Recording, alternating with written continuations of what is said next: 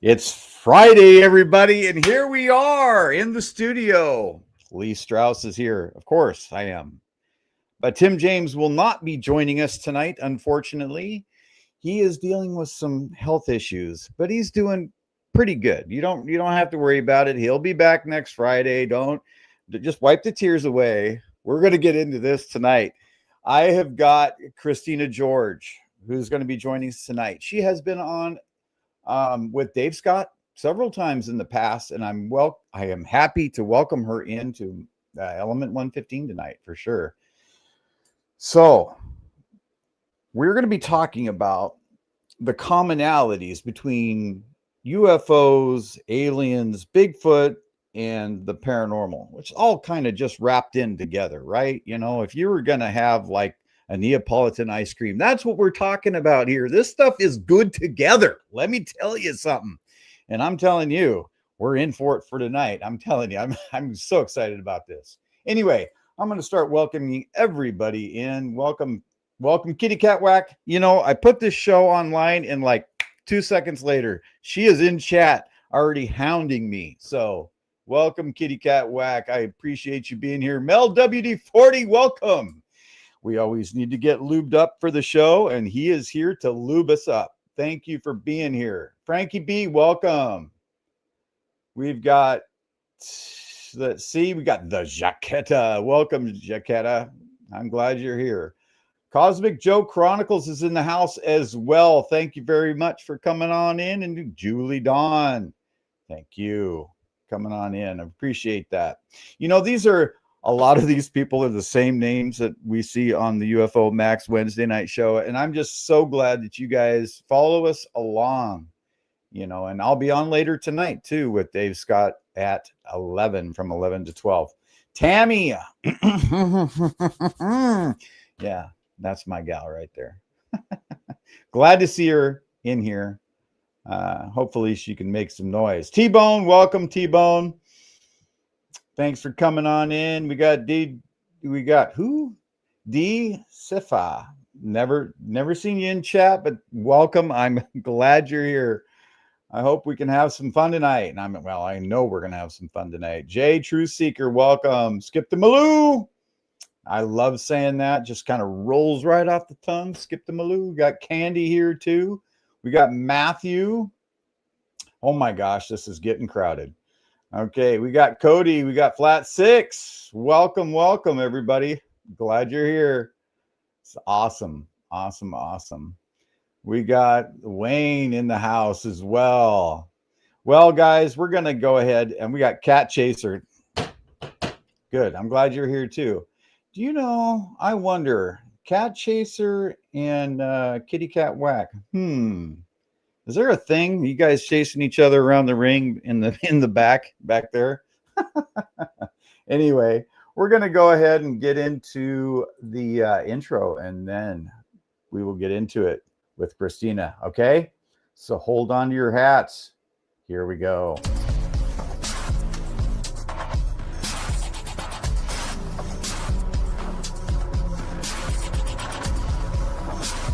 Welcome to the dimension of the unknown, where the imagination reigns supreme, crafting worlds and realities that defy the limitations of our mortal coil. Beyond the veil of reality, there exists a realm that defies the boundaries of human perception. Certain places beckon with an otherworldly allure, stirring the senses and whispering secrets of a dimension that lies just beyond the threshold of our mundane existence. The air is alive with an electric anticipation, as if the next step might unravel the very fabric of reality, plunging us into an abyss from which there is no return. This realm is a boundless expanse, as infinite as the cosmos and as timeless as the ages. It inhabits the twilight zones of existence, where the glow of knowledge and the shadows of ignorance entwine like lovers in a cosmic dance. here, the rational and the mystical converge, suspended between the depths of human terror and the pinnacle of our understanding. Welcome to Element 115.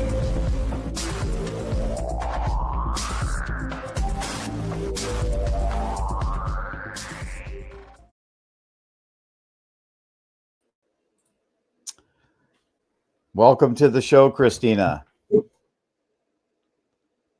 How are you doing tonight? Okay, how are you? Pretty darn good. I'm just glad to be here. You know, I'm still at it. And that's what's important, right? Well, I appreciate you having me on tonight. Super excited to have this discussion. I'm ready. Yeah, exactly. So, can you give us just a quick introduction for those that don't know who you are? My name is CHRISTINA GEORGE. I am a paranormal investigator, a ufologist, a cryptozoologist, radio show host, abductee, protectee, kind of all around person. I've been in the field over 30 years now, have had tons of experience, and I have my own radio show, Paranormal Connections, which I've been doing for close to 20 years now. Yeah, so here we go. Here we go. So tonight we want to talk about, the connections between UFOs, the paranormal, and Sasquatch. And that's, just like yourself, but I've only been in this game for maybe 12 years, right? And I've noticed through the time that I've been doing this that if one thing happens, let's say like a UFO or something over the house, or I'm getting visited by something in my room, then I'll get paranormal activity behind it and around with that. So, it's a deep, it's something I deeply want to know about, like the connections between these things, and how we can research better, because a lot of the stuff that we do can be used cross-platform. Absolutely. It's part of the problem. I encountered in the beginning was, first of all, my interest in the paranormal and, abductees, contacts, all of that kind of stuff was really me trying to find out what was going on in my own life, right? If you would have asked me probably even 20 years ago, 15 years ago, maybe even 10 years ago, did I think that any of this was connected and I was affected by any of these different fields? I would have said no. I mean, the only thing I knew is that from the age of about 4, I could see spirits. I could visually see them, I actually thought it was very normal until I actually started talking about it with people and realized, so then it was kind of like, okay, now you don't talk about it. So I also, as I got older, probably around teenage years, now again, there was nothing on TV. I had no idea where I could see things. I didn't know anything about being a psychic. In fact, the only thing I knew about psychics was like Miss Cleo and Dionne Warwick. And that was absolutely not what I was. So, but as I went on and I got to be about a teenager, I started having precog dreams. And they were very accurate precog dreams. And when they first started, I might have one, like maybe one a year. It was very random. And every single time, and this was kind of what was strange, is I would go to sleep like regular, and I would wake up and I would be in this circular room. And in the middle of the circular room, there was a round pedestal, like you would walk up onto it. And then when I would walk up to it, and it was like I had been there before, and I just knew what to do. Didn't know why, but I would walk up onto this pedestal. There was kind of a railing. I would stand in front of it, and there would be like a video screen that would turn on. You couldn't see it, but it would just turn on, right? And it would show me different things that were going to happen. I had no idea what I was supposed to do with this information, because again, I didn't even know what I was supposed to do with the abilities. So over the years, things would happen. It might take a year before it happened. Could be 5 years, but they always happen. And so as they started getting closer, and a lot of times it was always like major weather or major different things. As I got older, the information changed. Like I was shown, the 9/11. 2 days. 2 days prior. Yeah. For some reason we lost audio. Can you hear me now? Yeah. Yeah, 2 days prior to 9/11, I was shown this. And then they would happen. And then, the major, weather situation, like a major earthquake, wildfires, hurricanes, tornadoes, different things. And they always happen. And I was just like, wow, that's interesting. And I just kind of connected and said, oh, this must be what it means when you have psychic abilities. Like this must be part of, right? And so in about my late 30s, I started, well, of course, like many of us, we started seeing paranormal on the TV, right? And I'm like, okay, this is what I do. Oh, this is interesting. We never talked about psychic abilities with paranormal investigating. That was, you were even stated you had abilities. So, it was a little bit longer. And then we got the dead files and, utilizing a medium. And then all of a sudden it was like a light bulb switched off or switched on. And the next day, everybody was changing their Facebook to, psychic medium so-and-so. And I'm like, great. Yeah. In the field, we see that a lot. Yes. And so even though for people who did have abilities, we got some validation, it literally got the rug pulled up under us right away because, again, everybody now is claiming they have psychic abilities. So if you really had abilities, you pretty much knew that every time you did an interview, every time you did an investigation, every time you talked to somebody, you were going to have to prove your abilities. Yeah. Right? Because anybody can tell you anything. Yes. Okay. So then I start having, when I would get these pre-called dreams, they would show me these images, as soon as it was done, I would wake up in my bed, but I would be in full sleep paralysis. Now, again, over the years, I started to know about sleep paralysis, and it was very common at the time with a lot of people who were having paranormal experiences, right? Okay. Yeah. I started getting into ufology because I've always seen sightings since I was very, very young. I always had a fascination with space. I would literally lay out on the ground at night and I swore that UFOs would come and see me, and they would come. I moved around a lot, so the very first night I would move anywhere, I would see it. And I was like, I really need you to protect me. I had no idea. So I'm like, I need to know more. So I started researching that. I started a group, and a paranormal group, and a lot of my members were like, one of them was like the California assistant director of MUFON, right? Okay. So I was, they were like, yeah, we need to start like investigating more. So we made, two divisions. One was for the paranormal, one was for ufology and for cryptozoology. So we did Bigfoot, investigations and everything. So I started immersing myself in more research and really picking the brains of my team members who were already immersed in this field. And I started getting a lot of abductees, contactees, my lab,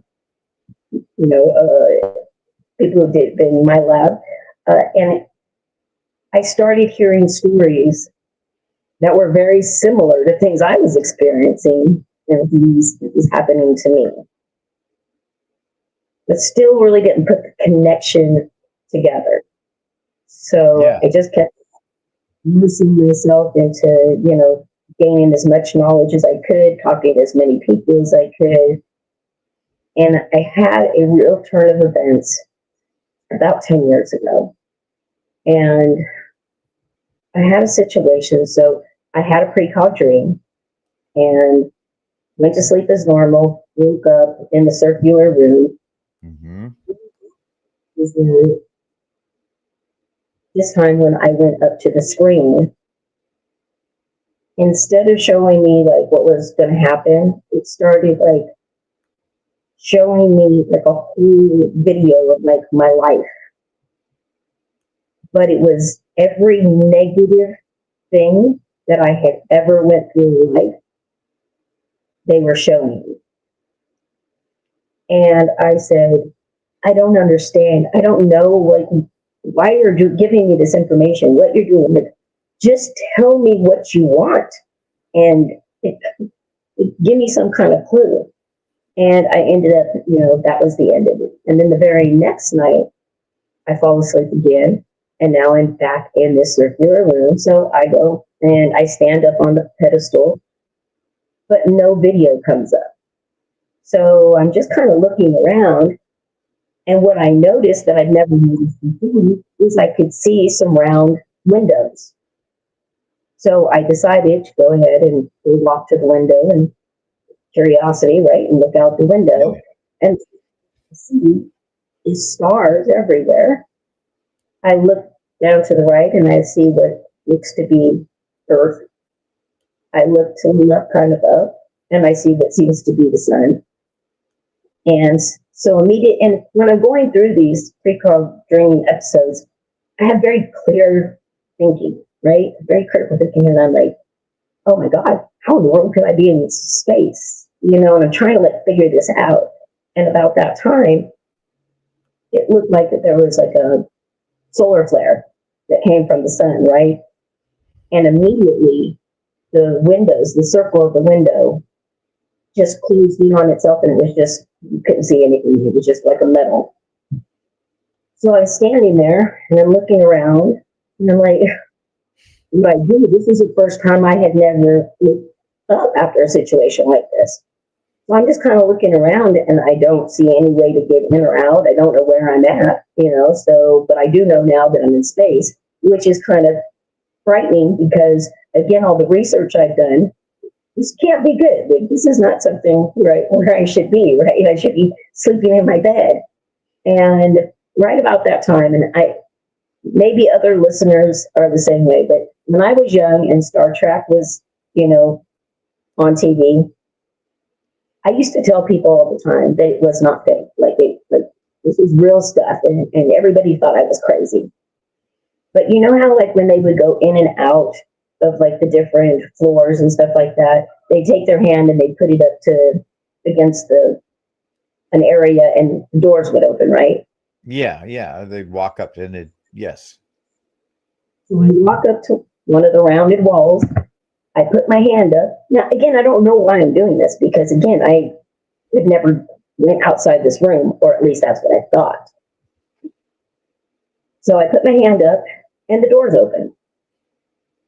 I look to the right, I look to the left. All I can see is dark, long hallways with LED strips on both sides of the walkway, but you couldn't see anything further down. So crazy me, I guess I decided I have to go, I'm there, I got to go figure out where I'm at. So I'm left-handed, so I'm left is always the right answer. So I decided to go to Okay. And I go walking down this hallway and I get to almost to the end and there is a little area where you could turn to the right. And when I turn to the right, the first thing I see is a big door, which looked like a laboratory door. Yeah. Now, again, remember, I've done a lot of interviews and I've done a lot of research. I'm like, this can definitely not be good, right? Yeah. And for me to get over there. Now, it does, have a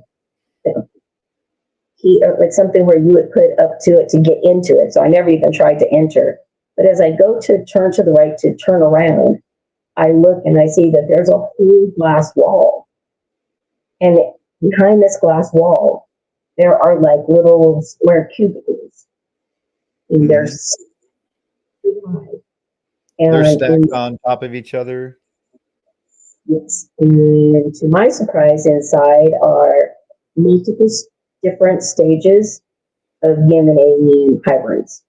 Hybrids. Okay. Okay. Can I ask you a quick question? Oh, I can't hear you. Yeah, you can ask it. The doors that open when you put your hand, were they rounded at the top? I don't know. They literally just opened and like just into it. It wasn't like sliding doors. Like it just kind of like opened from both sides. And Gotcha. when and I'm like, oh, I don't know how to get back in there. So, but I go. So when I see these multiple, stages of these hybrids, now I panic because this isn't just a regular, oh, I'm on a spaceship. This has laboratories. I'm not supposed to be here, and I don't know why I would be here. Yeah. So immediately, I was the way around to run back down the hallway. Don't know really where I thought I was going because, again, there was no door to know exactly how far I went down and where to get back in. As soon as I turn around, I am encountered by two guys in all black camo. Looks to be like almost like riot gear, like helmets, which had a visor down to about right here. So you could see the bottom, and it looked almost like it was like a mask. I mean, it was just, and the other picture, they looked exactly alike. So immediately now, and the other thing that stuck out to me, which I couldn't understand, was I'm looking around for any kind of like badges or patches or anything that could identify, and it didn't have anything. It was just all black camo. Yeah. But it had what looked like maybe like a rifle, like an AR-15 or something, an assault rifle. And it's not making sense to me because I'm thinking, if we're in space and we're on a ship, why would you need an AR-15, right? And this doesn't make any sense. About the time I'm thinking that, they put something to my arm, and that was it. I don't remember anything after that. And I wake up, and I am laying down on what seems to be like a metal table. Yeah. Okay.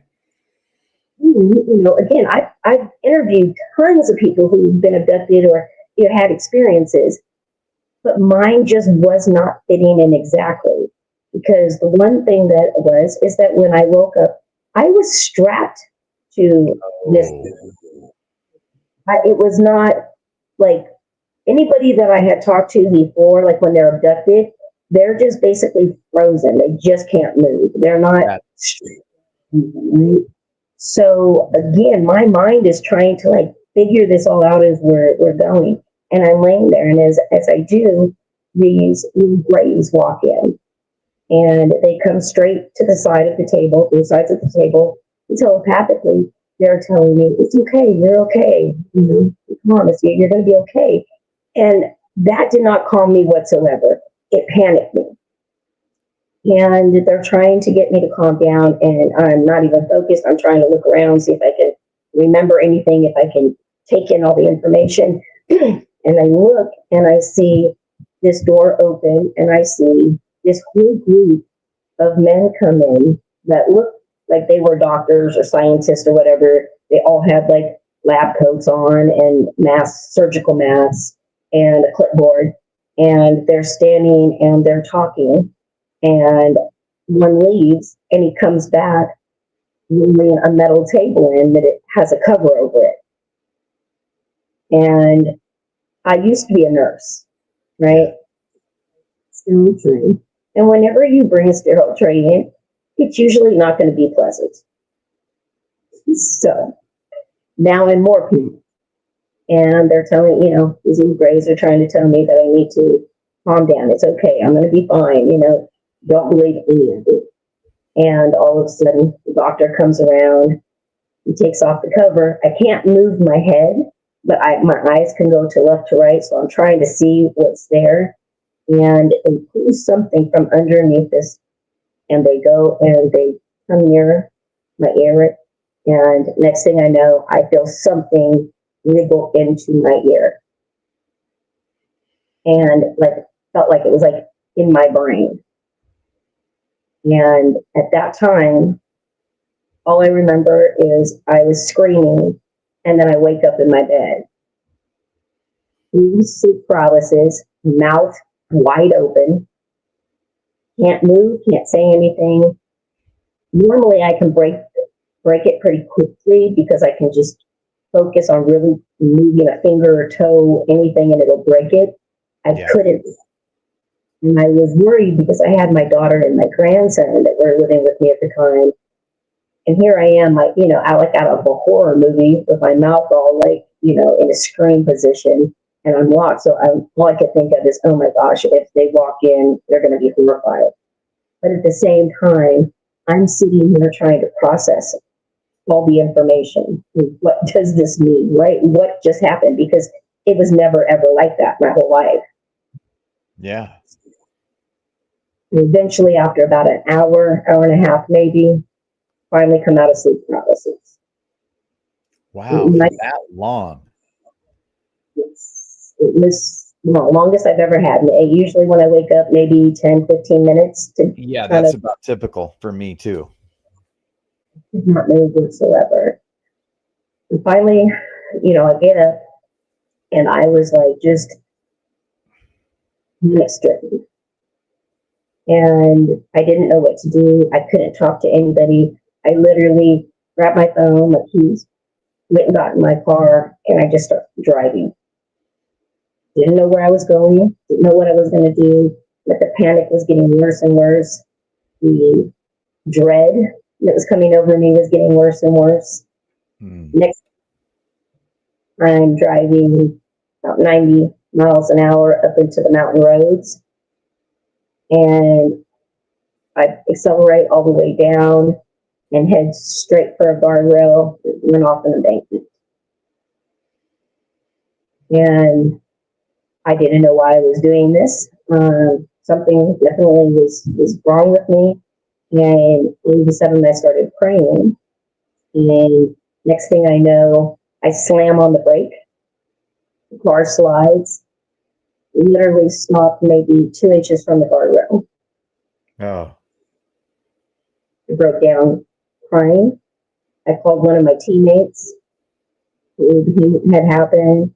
And one of my other teammates is actually a very, very well-known hypnotherapist. And she focuses primarily on abductees and contactees.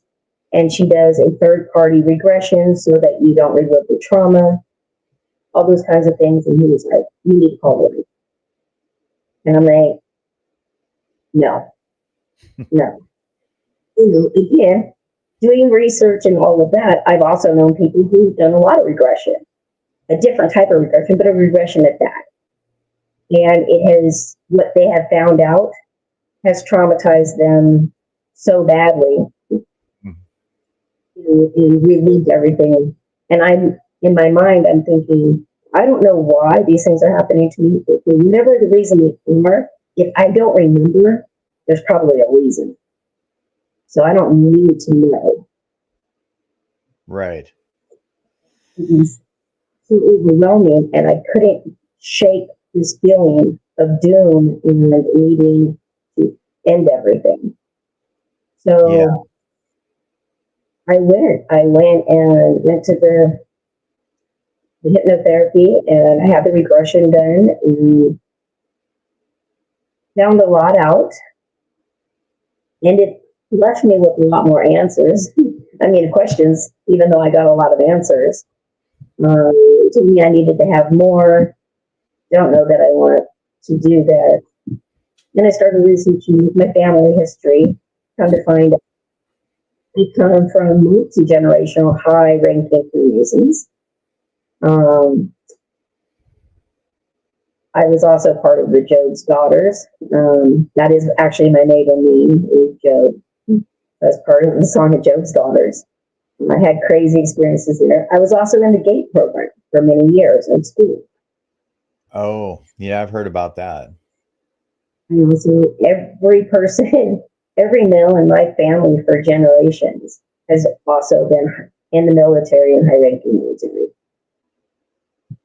So, it was like the more I started researching, finding information, talking to other people, connecting things, I started realizing, and then I started talking to people who have paranormal experiences, and come to find out, majority of them would say, "Oh yeah, I've seen UFOs, and I think I may have been abducted, but I can't talk about that because I'm in the paranormal, and they'll run me out." People who were contacted or abducted had a lot of paranormal experiences that they would experience afterwards. Yep. Had a lot of interest or experiences with some type of cryptozoology. Mm-hmm. So, it's like the more you start researching, the more you start talking, the more you start connecting dots, I realized, wow, there's a lot more involved in all of this. And, back then, the fields were very, very secret. Yeah. So you were really forced to choose a field if you were going to investigate, or you would just never be taken seriously. Mm-hmm. Finally, kind of seeing where so many people are now opening their minds and listening to podcasts, and radio shows like yours and mine, and hearing the experiences of other people, which is why I wanted to do the show in the first place, is to let people know that we're not alone, because we only feel like we are the only ones that have experienced these kinds of things until we talk to somebody else. And we're like, wow, okay. Yeah. Yeah, exactly. I'm wondering, with the UFO activity that you had, and what was it that brought you into the realization that there was also like ghost phenomena or that side of the paranormal happening as well? What was it that triggered you and made you? Oh, because you said that you could see ghosts, right? So wait a minute. So you were able to see ghosts from a young age, and then you had the alien type encounters, right? Okay. So So we're building on top of that. So what was it then that got you into cryptozoology? Again, I'm the type of person that I question everything. So of course, when I got started investigating, and I also started interviewing people. I was interviewing people who had experience with Mothman or Bigfoot or different things, and it fascinated me. I didn't know per se if I believed it or not, but I'm like, shoot, nobody believes in paranormal or aliens, but I'm knowing that's real deal. So that inquisitive nature drew me to want to believe it. And then I started interviewing people that, again, were really big into doing Bigfoot investigations. And so they'd be on my show and they're like, well, you should come next time we go. And I'm like, yeah, I think that would be good. And so out here, a lot of times we would go to Lake Shasta. There's a couple other areas around here as well that have a lot of actual Bigfoot activity. So, and once you get a taste of it, you can't break. I don't know. It's something that it continues to draw you in. Oh, I know the feeling. Trust me. You know, when we go out, I wouldn't say it was the first time. It was one of the times we were out at Baker and we were looking for UFOs in what we call the electric parking lot.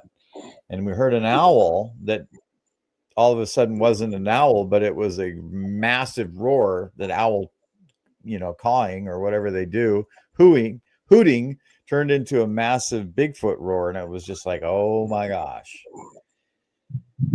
Yeah, and there's nothing like that first night, you know, that you actually hear stuff, you know, and it's one thing if you hear, like, you know, a Bigfoot howl or anything from far away. It's like, ooh, that's cool.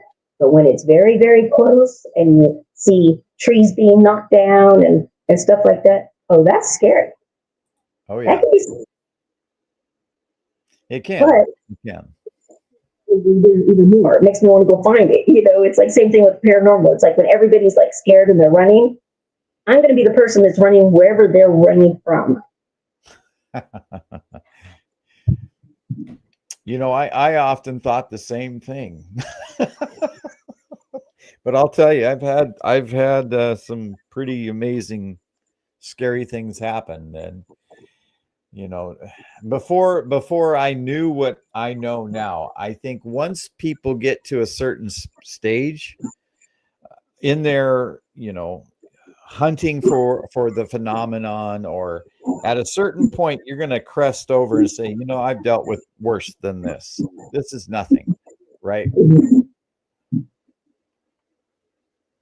Well, I'm looking forward, you know, to coming out this next month, you know, me and my bestie coming out, Tammy, and your beautiful girlfriend, to come out and investigating. I am super excited. I'm excited. You know, it should be a lot of fun. I think it's going to be great. There's a lot of activity out there by Forks, Washington, as far as Sasquatch is concerned. Not to mention all the other phenomena in the area. It's kind of I wouldn't say it's a UFO hotspot, but UFOs have been seen in the area. So Washington and Oregon. I know I went to McMinnville, Oregon, and wow, boy, did I have that was a crazy weekend, you know, as well. Not only with paranormal stuff, but UFOs were showing up. Like, I didn't realize that was like a well-known hotspot for, you know, UFO sightings and all kinds of stuff. I was just like, I end up in the most random places, and I'm just like, wow, this is amazing. But my family's from Washington, so I have investigated around Washington a lot. Okay. It's a great place, and I worked in Seattle for a while. So, well, you know what it's like up here then. Well, I'm looking forward to it because, you know, when I went up there, I did investigating and stuff, but I did it by myself because, you know, I was either up there working or I was there with my family, and they're okay that I'm into all this. They're just not so much. They're afraid that if they come out with me, like something's going to follow them or they're going to be abducted or something, that, you know, it's just going to attract them to come after everybody. And I'm like, it's really not like that. So. Well, yeah, you don't want any Klingons coming after you later on. That's for sure. But the phenomenon itself, I mean, if I'm sure it's like this with so many other people that are watching the show. It's hard to let your family know that you're into this sort of thing, you know, because I was worried about being ostracized for a long time about it, but then I was like, you know what, I can't keep it quiet anymore. The things that are happening, and a lot of those people did see things happen in the house that I was living in, because there was stuff going on in the house. But didn't know about the abduction stuff. But yeah, it was hard for me to come out, and I did get a lot of flack for it. But yeah, it sounds that it is that way because I experienced that as well. I mean, when I was young, I talked about this stuff all the time. And it was always, kind of shoot off like, oh, Christina, you stop making up stories. There's no such thing as ghosts. There's nobody here. Stop doing, there's nothing in the space, in the sky. And then on top of it, as I got a little older, I grew up Catholic. And so, like so Catholic that, my Italian grandmother like volunteered with the church, and like the priest and the Monsignor came to our house every Sunday for dinner after Mass. So we were very integrated, and I went to Catholic school, all of that. And, we are taught that like if we have any issues, like go to the priest, like the priest can solve all, right? yeah. So I used to be there, and they would get so mad at me, and they'd say, Christina, stop talking about this. There is no such thing as these spirits or ghosts you're talking about. And I said, well, if that's true, then why when we're praying do we say in the name of the Father, Son, Holy Spirit, or the Holy Ghost? Yeah, Not right. to the degree. So I got in a lot of trouble all the time. And on top of it, when I was in school, I'm left-handed, which in the Catholic Church, that's like the sign of the devil. So they stories about the nuns with the rulers. It was all true. I am absolutely ambidextrous to this day because I was forced to write with my right hand. And on top of it, I had green eyes. So that was another green eyes, left-handed, talking about spirits and aliens. Oh yeah, I was not well received in the Catholic Church. So, so where did I go? And then when I would finally get friends, and I finally, be honest enough to feel like I could open up, it wasn't that my friends really got scared, but they would normally go home and they would tell their parents, and then that was it. I couldn't see them, talk to them, nothing. I didn't get invites to birthday parties. I didn't do sleeping. It was I hung out at the cemetery every day. It was like I was a very different person. So I was really trying to figure out where I fit in, and it wasn't until probably I was early into high school. I was hanging out at a cemetery one day, and there was a group of like goth kids, and they were hanging out in the cemetery. So they were talking to me, and they were like, "Oh, you're not afraid of cemeteries?" And so we were like talking, and when I told them about myself, because I'm like, "Oh, they don't get scared by any of this stuff," so I told them, I'm like, "Oh yeah, I can see ghosts and stuff," and they're like, "What? Are you serious? Man, you need to come hang out with us. We're gonna have a sleepover this weekend. You should come." Sure, no problem. I was so excited to have my first experience of having a sleepover with kids who actually accepted me and wasn't scared of me until I got there. And when I got there, they took me into like, a converted garage. And in there, they had a table, they had like candles, and there was a Ouija board on the table. And I'm looking, I wasn't afraid of Ouija boards. I mean, they were pretty much in every board game closet of every friend I had growing up. I just never had used one because I could see spirits. So there was just really no reason for me to ever need to play with it. Right. So they said, "Oh, you know what this is?" And I'm like, "Yeah, it's Ouija board." And they're like, "Okay, well, we want to see if you really have abilities." No, here we go. Okay, so what do I need to do? And they're like, "We're going to ask questions. And then when we ask questions, we want you to give the answer before the board does." And I was like, "Okay, well, so let's try. I've never done this before, but let's try."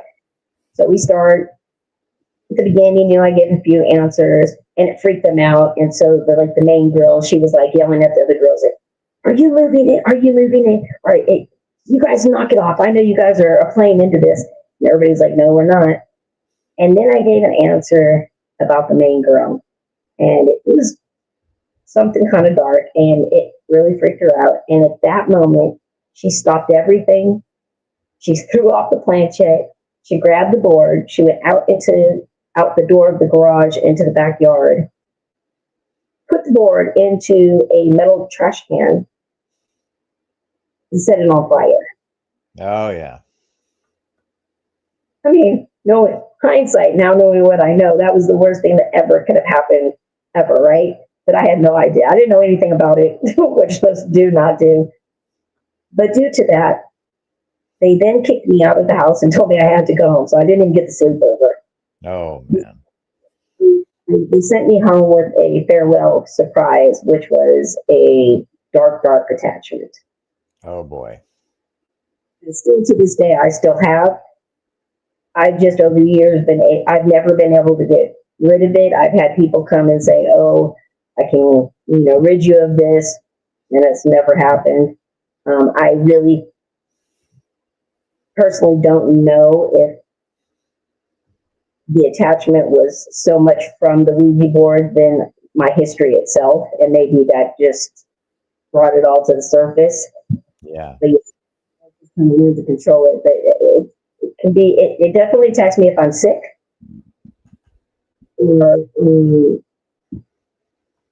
It's usually when I'm sick or like I'm really upset and I can't really protect. Yeah. Yeah. Your guard is down. It's will slip into deep depression, have suicidal thoughts. I always know it's me. Yeah, being in this field, and kind of being old school. There was no teachers. There was nobody like us that had experience that could say this is the right thing to do and the wrong thing to do. It was basically just, hey, let's go. Looks fun. Let's go paranormal investigate. Not having how serious this can be, the consequences that can happen. So yeah, it can be a very interesting thing, but can also be a very dangerous thing at the same time. Right. So I'm wondering, do you think there's a common theme throughout? You could call it the trifecta of paranormal, right? Do you think there's an underlying connection between the three? Oh, I absolutely think so. Yeah. I still have figured out like the whole cryptozoology aspect of it. Mm-hmm. I mean, I'm really drawn to it, not really knowing why that I'm so drawn and so connected to it. The paranormal and the UFOs, being abducted, things like that. I definitely, the correlation and the connection is there. Yeah, yeah. Interviewing people, probably, more than not, maybe 70% of the people I've been, have interviewed, also have this overwhelming, compulsion to investigate cryptozoology. And they can't tell me why either. So it's just like we're very drawn to it. But for you, can you specifically say why it is that you're so drawn to it? Well, for me, I've always been out in the woods that's how I grew up with my parents, backpacking, camping, fishing, hunting. This is what I did with my grandfather, my dad, my mom. This is how I grew up. So things happened out there in the woods. When I went by myself, I've had a couple encounters with what I thought might have been Sasquatch. So it was an interest of mine, right? But it wasn't something I dwelled on. The UFO stuff, however, caught my interest big time. And that's kind of where I spent most of my time, researching. But the paranormal came along with that, and also when I was when I was a child, a lot of paranormal activity too, because we played with Ouija boards just like you did, and so there was all of that in my life. Not only that, but while I was growing up, there were stories from my parents about UFOs. Right. Yeah, So I mean, I was going to say, so I think, once you're exposed to one, your mind starts to work overtime. Well, wait a minute. There's this thing that's going on. Is it possible that these other things are real too? And then you start looking into it, and that just kind of opens you up to everything. And once you've opened yourself up to it, you're going to see it, right? no, I completely agree. And, every time that I go out, I talk to them, I learn new things. It drives me crazy when I like see people that are like, oh, I'm a paranormal expert or I'm a UFO expert. And I'm like, how in the world are you guys the experts? Because like I live this. This is truly my life that I deal with every day, and I don't have half of the answers. It's like Right. okay, this makes sense. Oh, here's an answer. I get like 5 more questions after that. I'm like, oh wow, like this is just open Pandora's box. So it just seems like it's never ending. And I don't know if I will, by the time I will ever have all of the answers. But I know that I have to keep trying to figure it all out. I know that that's what I'm supposed to be doing. Yeah. Yep. I'm just responding to Tammy. She's asking me questions as we're on the show.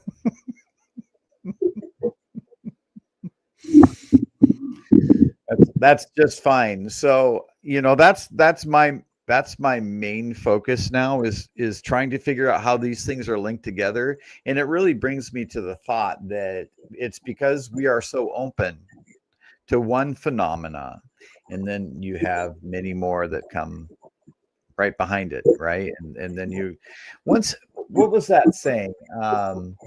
Your eyes will not see what your mind can't comprehend, right? And so when you start doing that research and then your mind starts to comprehend it, all of a sudden your eyes are able to see. Especially if you grew up in an environment where this wasn't something that was just very normal, something that you could address with other people, right? I have met many people who have psychic abilities, have had a lot of paranormal encounters, but their families also did as well. And they brought them up like, this is very normal, nothing to be afraid of. Like, it's so interesting on the differences on how it's received when you're very young, because it's a different time now and people are very open and it's more accepted. But I'll tell you, like, it was traumatizing, like having to try to act normal when you're not. Your life is definitely nothing like normal, and so you really kind of have to have like almost 2 different lives. So you have your real life, and it's very lonely because I grew up having nobody to talk to, or that if I talk to, they'd listen to me for a little while and then like be interested, and then all of a sudden, you get the little eyebrow lift, and you can always tell they're like, yeah. After that, they don't believe you anymore. Like they could believe up to a certain point, but realistically, that's the real deal. It's the real life, and so it's a very difficult life. I mean, I'm so glad that, things are more open now. And, I know a lot of support groups, that are out there for people. And I try to kind of funnel people to be able to find other people who are like them so that they can have these conversations. They're not going to be judged. They 100% are going to be believed. Because what people don't understand is that some of these stories, when, we tell them, sound crazy or sound like right out of a sci-fi movie, and that is very hard when this is your life and nobody really takes it serious. So it's like really all that I was left with is I had to go find the answers for myself. Yeah Well, I know we're going to have a great time in Forks, Washington, when you're up here. There's going to be, I'm sure you've seen the list of people that are going to be there and their different disciplines and that sort of thing. So it should be exciting. you know, I love to go to these sort of festivals and these sort of conferences and this sort of thing. And I look to keep doing it. And I from my perspective in the things that I want to know and the things that I'm interested in, having all these groups together, you know, the paranormal, the Bigfoot or the cryptozoology and the UFOs and aliens, right? If you have all of those three things going on at one conference, you're able to dissect and learn so much more, I think, than if it's just on Bigfoot or if it's just on, you know, the paranormal. Yeah, that's why I like the conferences when they're, you know, multifaceted like that, because again, there's so much information and it's so great. It's so great to see everybody like interested in all the different fields, you know, instead of like just going to a paranormal or a UFO event where it's the same speakers every year, you know, just giving a lecture. You know, I want to talk to real life people that are having these experiences. I want new information. I don't care about the money and how much it costs, but I don't want regurgitated what I've seen the last few years, because what's the point of going? So I'm like you. I really like enjoy and look for, you know, events and stuff that are focused around all three. Yeah. Definitely looking for more of those. And I think we're going to have one next year. Yes, up there. I think it's going to be the Caribou Paracon up there in Canada with Dave Scott. He's wrangling that up. And that should be a very good time too. So maybe you'll be able to join us for that as well. I'm happy to invite you. I'm going to be part of an event next year, actually out here in Sacramento, in Old Sacramento, where it's very haunted. Got some great locations that have not been investigated before, so it'll be safe for them. And we're also going to be doing a Skywatch that night as well. So, and we will be having some speakers on Bigfoot and cryptozoology. So, be right up your alley. Love to have you come as my guest. I'll come on down. I'll mosey on down there. Yeah, I'd love to, of course. And then, of course, you've got Shasta down there. Shasta's got all of that stuff going on too, right? There's those hot spots that have all of that stuff going on. It doesn't, you know, maybe not in every state, but in quite a few of them. We have a lot of areas that, you know, kind of have a triangle, you know, in certain areas, and especially in Shasta. And you go anywhere within that triangle, yeah, you're going to have all kinds of different things that you experience, which is why I love to go camping out in the middle out there, because it's just, you never know what you're going to. Sometimes we go in a cabin for the paranormal stuff. Sometimes I just want to just grab the tent and the sleeping bags and get out there and see what, you know, we experience. So, yeah, I'm looking forward to it. We'll have a great time. I know. We're gonna have a blast here in 2 weeks, and hopefully I can come down for that. I'm sure I will be able to. I will make time. We'll make sure you get out here. We'll take good care of you and show you a good time. I know. For sure. Anyway, it was very nice having you on. I'm going to put you back in the green room as I say goodbye to everybody, and then roll the intro or the outro. And then I'll pop back on with you and for a couple of minutes. Okay. Thank you for having me on. Yeah, you're welcome. Thank you. Okay, guys, that was it for the show tonight. And I'll be back on with Dave later between 11 and 12 doing the Q&A. Okay. So I am going to roll the outro, and I want you all to be nice and safe during the weekend. Nobody gets hurt. Okay. Everybody minds their P's and their Q's. You know what I'm saying? All right. Do that. And here's the outro.